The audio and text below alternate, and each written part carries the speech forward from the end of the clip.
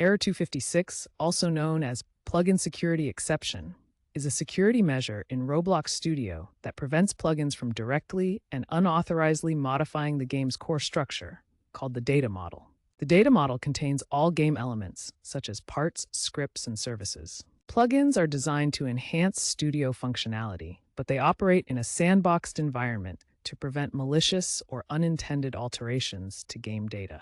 This error occurs when a plugin script attempts to change the data model directly, for example, by cloning, parenting, or deleting objects in the workspace from within the plugin's context. This is a safeguard against plugins exploiting the game for cheating, data theft, or instability.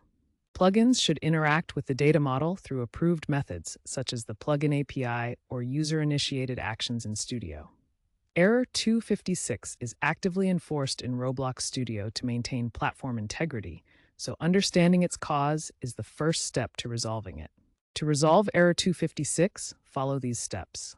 First, identify the cause by checking the output window in Studio for the exact error message and trace the problematic script.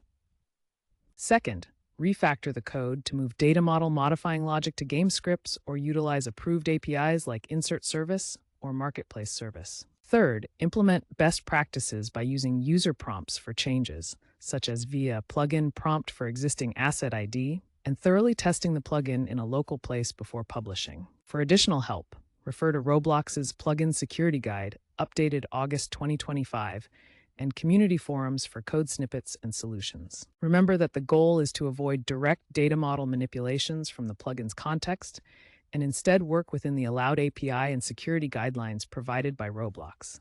A common fix is moving the generation logic to a server script using runService.renderStepped instead of direct plugin calls.